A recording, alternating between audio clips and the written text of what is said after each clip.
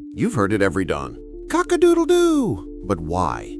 Is it just the sunrise, or something far more fascinating hidden in a rooster's biology? Today, we'll uncover how roosters know when to crow, even in complete darkness. Trust me, you'll never hear morning sounds the same way again. Hey everyone, welcome back to 1 Minute Animals, where we dig into the secrets of nature you never noticed. This morning ritual, the rooster's crow, seems simple, but scientists have been scratching their heads for decades. Today we'll walk through experiments, surprising findings, and the social mysteries behind that crow.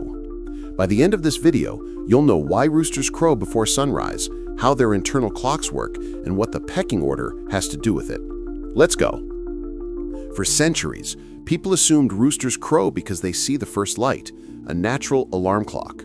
But does the sun cause the crow, or do roosters somehow know when dawn is coming, even without light? In a groundbreaking study from Japan, researchers tested exactly that. They took roosters and exposed them to controlled lighting regimens.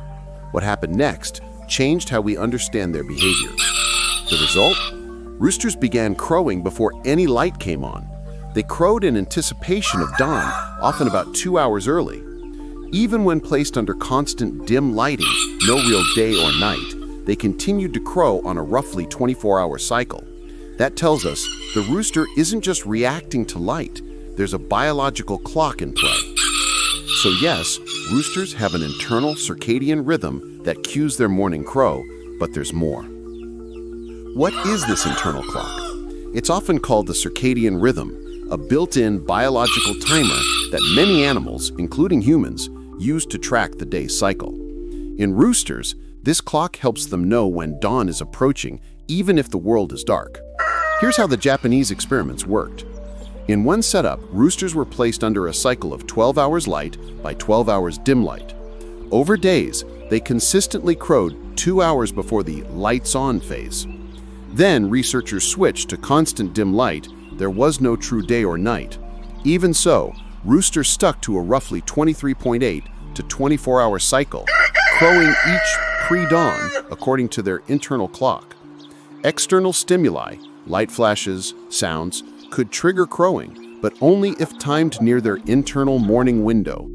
Outside that window, these stimuli often fail to elicit crowing. That means their internal clock sets a sweet spot for when they expect morning. External cues can influence them, but only when aligned with that internal timing. Now here's a twist. Crowing is not just about timing. In a group of roosters, social rank plays a major role in who crows first. Scientists observed groups of 4 roosters and noted the top-ranking rooster almost always crowed each morning. After the top roosters crow, the subordinate roosters would follow, often within seconds, in order of descending rank. When the dominant rooster was removed, the next-in-line rooster immediately assumed the first crow role.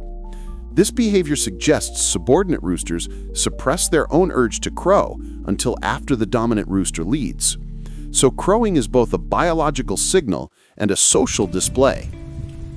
Why do roosters crow at all? Purposes uncovered. Why go through all this trouble? Roosters crow not just because of a clock. They crow for communication and control. Here are key reasons scientists and observers have identified. Territorial signaling. Crowing announces territory and warns other males to keep out.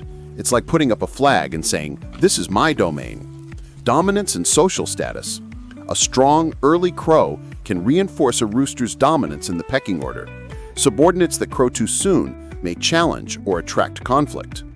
Coordination and communication. In a flock, crowing helps to synchronize behavior, warn of predators, or alert subordinates. It's also a cue for hens and others. Reproductive signaling. It's believed that crowing signals health, stamina, and fitness to potential mates or rivals. Biological programming.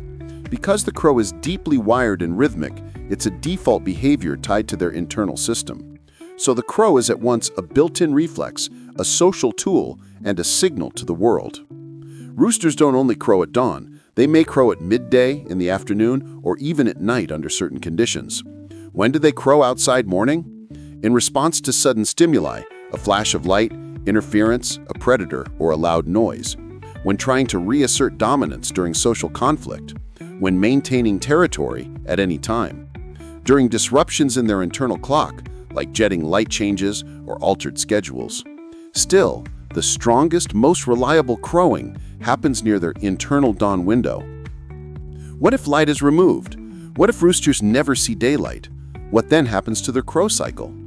In the experiments cited earlier, under constant dim light with no real day or night cue, roosters continued to crow on a roughly 24-hour schedule, but their crowing started to drift after many days. The rhythm weakened. Without regular exposure to the sun or light-dark cycles, their internal clock begins to wane or become less precise. Crowing in response to external cues becomes less consistent. This suggests that while the internal clock is powerful, daylight still helps reset and reinforce it, much like humans with sleep cycles. What's happening biologically during that crow? Scientists have located a crowing center in the rooster's brain, a region in the midbrain called the nucleus intercollicularis. Within that region, receptors like cholecystokinin B or CCKB receptors act like switches. When triggered, they produce signals that initiate crowing. Interestingly, hens have the same genes, but hormonal differences, testosterone, activate them only in roosters. The circadian rhythm pathways, genes, neurons, hormonal feedback, regulate timing and sensitivity to stimuli, light, sound. Social suppression likely acts via neural inhibition. Subordinate roosters delay their crow unless allowed by social order. So crowing is both hardware, neural circuits, and software, timing and social rules. Farmers, backyard chicken keepers, and observers have long noticed patterns consistent with the science. The loudest, most confident rooster almost always crows first. Subordinate roosters often wait a few seconds or a beat before crowing. When the dominant bird is removed, another rooster rises to crow first. Roosters sometimes crow in response to artificial light, but especially when that light coincides with their internal dawn window. These real-life stories echo what the experiments show. You might wonder, why care about roosters and their crowing? Here's why this research is valuable. It shows how behavior can be genetically programmed, not just learned. It sheds light on how internal clocks and social systems interact. It helps us understand animal signaling, competition, and communication. The findings can influence livestock management, especially where noise, timing, and behavior matter. So the next time you hear that morning cry, it's not just noise. It's biology, society, and science all in one.